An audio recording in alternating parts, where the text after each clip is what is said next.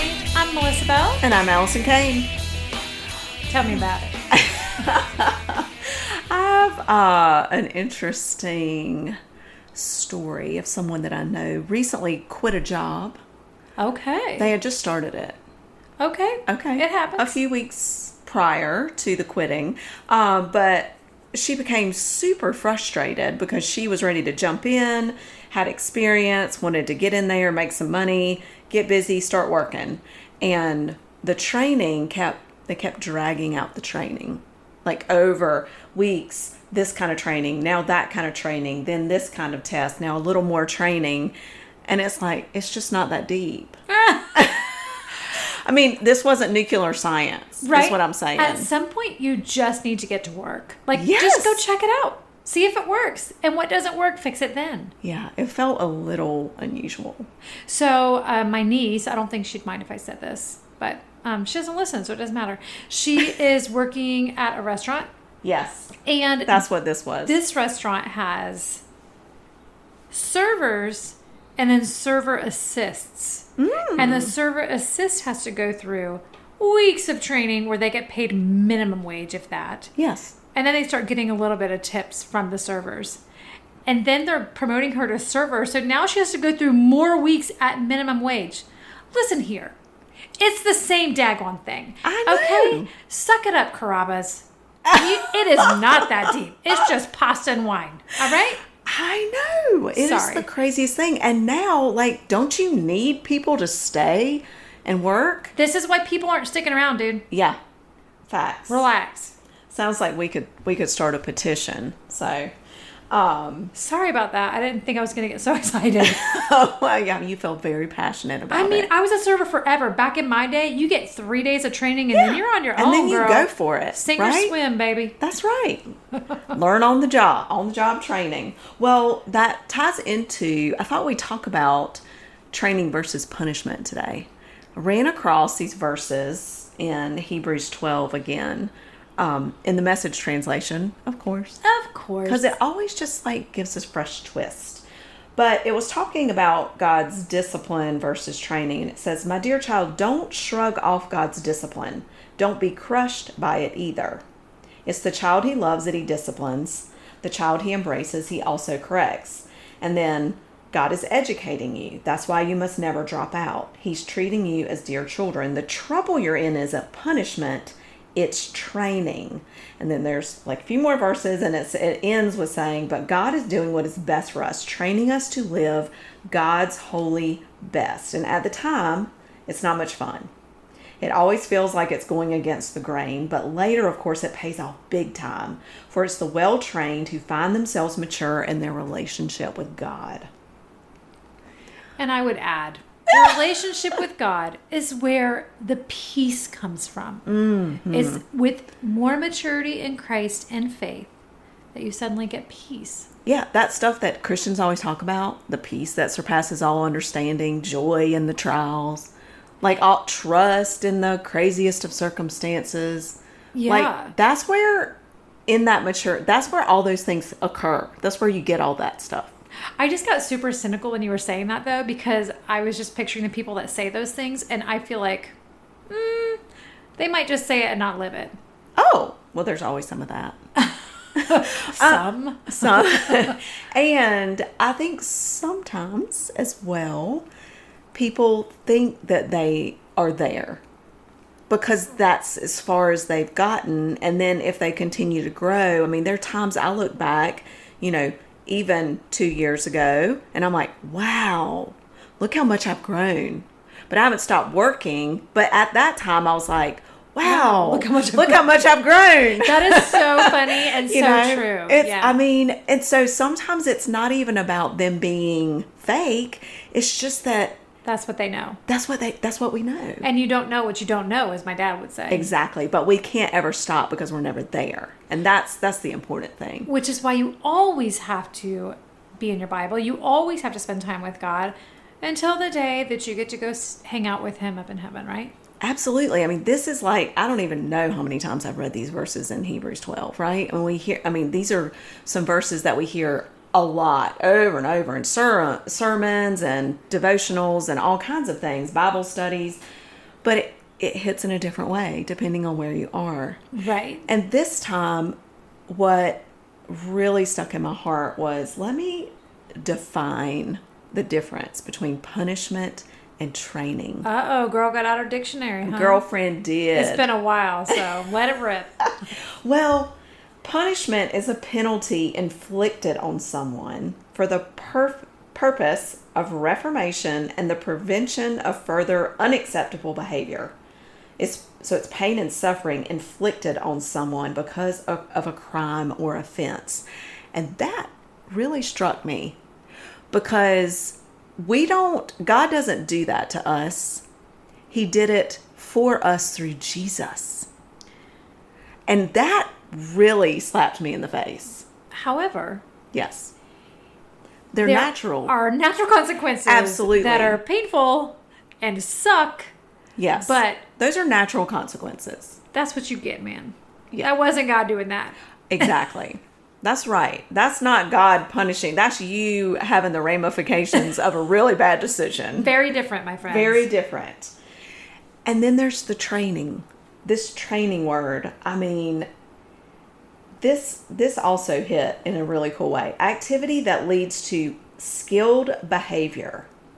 Training prepares us, teaches us, gives us precise skills, and develops our abilities to prosper and flourish. That was so beautiful. And I'm like, and this wasn't like a biblical definition. This is just a definition.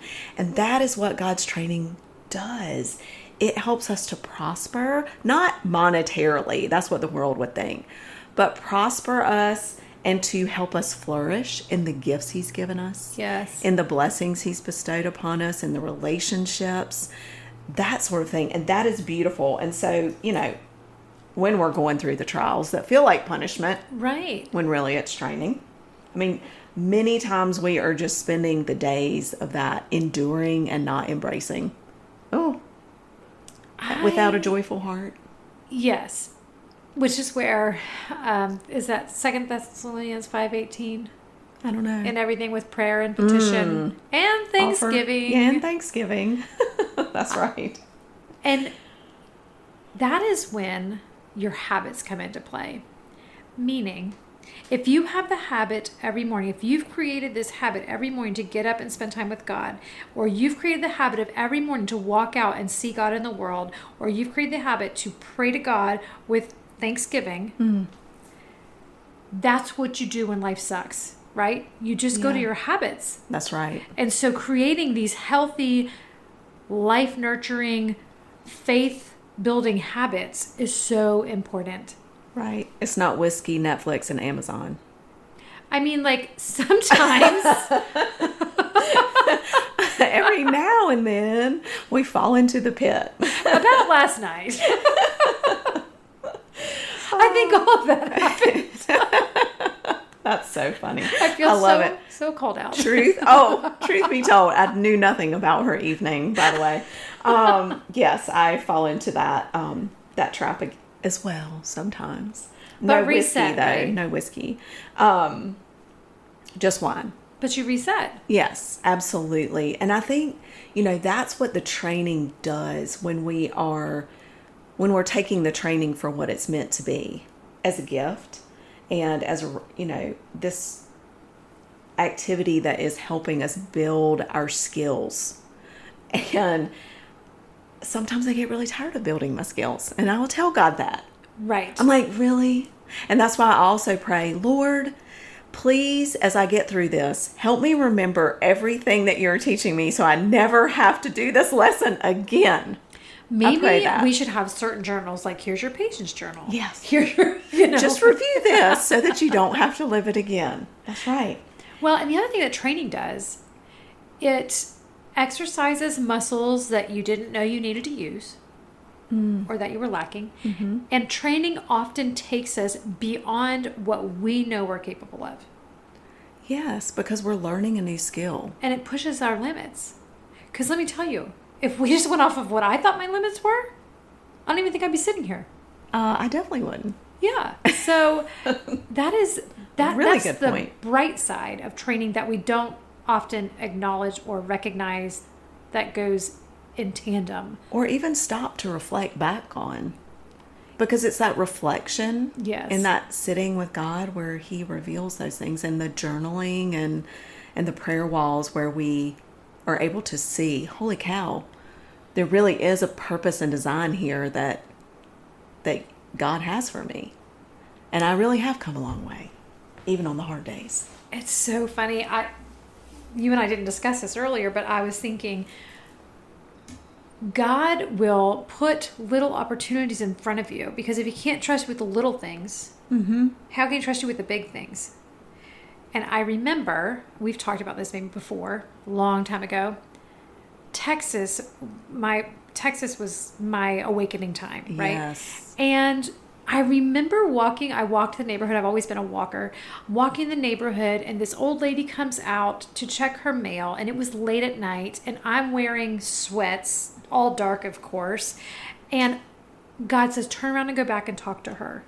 And so trigger Melissa is going, I am not doing that. Because if I'm her, I'm thinking this crazy dark shadow is coming at me getting my mail. And she was much older, 80 something. Right. And I kept walking, and I was explaining that that's a bad idea, but I was obedient. And I went back and I introduced myself, and I said, hey, we're kind of new on the corner. We'd been there about 3 months, but I'd never seen anybody come out of that house.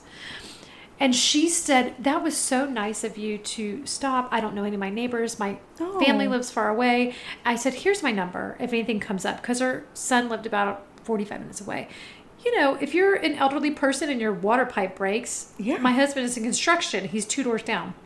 Yeah, a lot closer than 45 minutes. Right. So I left my number. I would check in on her.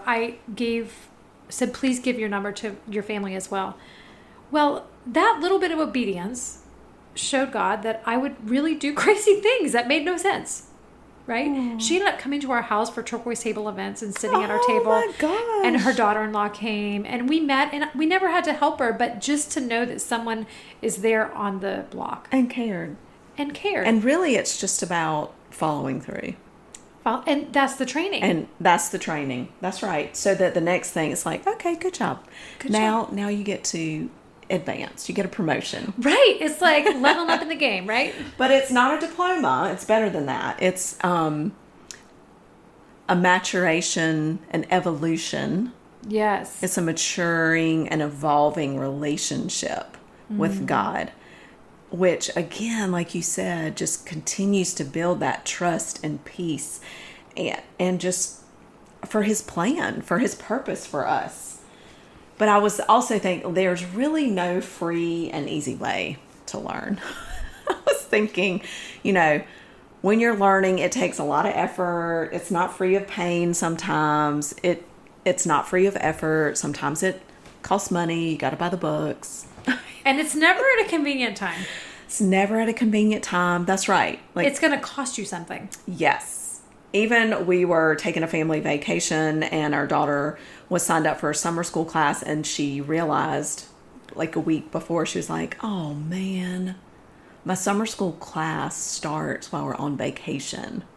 Which she can totally do online, but that's not the point. Like, she's not going to be able to just go and not think about school. She's going to have to do some homework. I'm like, yeah, but you'll be by the pool. So funny, because I was thinking, well, I hope she dropped that class. No, she needs to do it. 100%. 100%.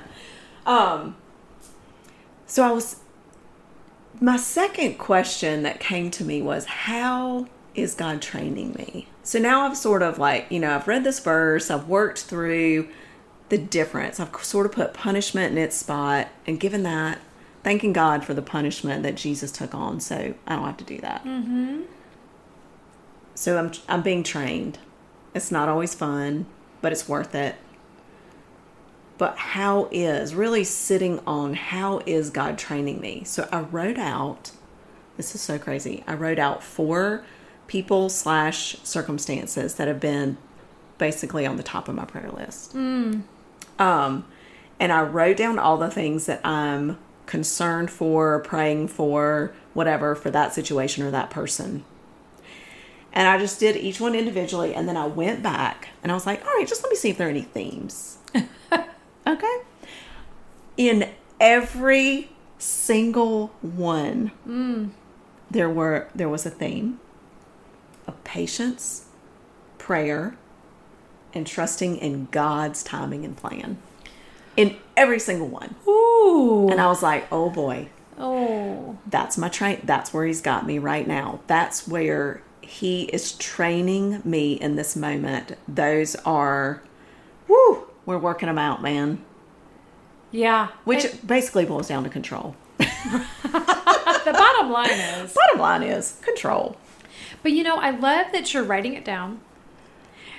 And that way you can go back and review, maybe tab it, a little sticky. I do need it. Thank you. I do need to do that. In this situation, that would be a good way to go back. Because at the end of the day, hopefully one day your kids will read your journals and they'll see all the ways that God was faithful. Mm-hmm. But sometimes you think that, if you're fearful or you're untrusting, it's because you have a lack of faith. But if you get down to what a lack of faith is, it's a lack of experience with God.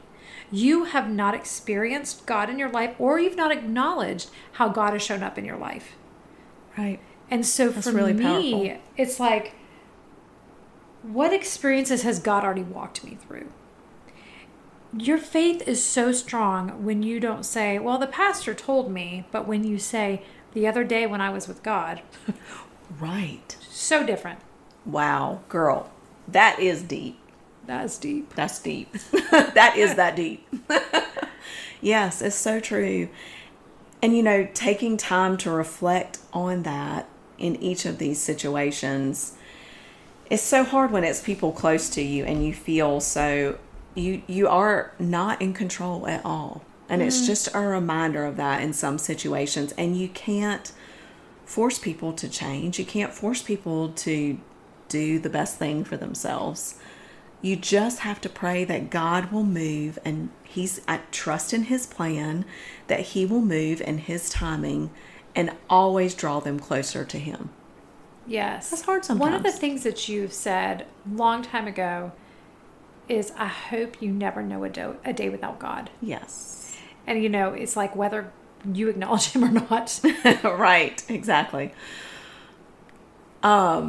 I encourage all of y'all to sit down that are listening and write down some of and maybe you already have a journal where you're writing out your prayer requests for certain people, but write your top 4 or 5 people, circumstances that really is weighing heavy on your heart, or that you're just spending a lot of time in prayer about, seems to be sort of overtaking your heart and mind.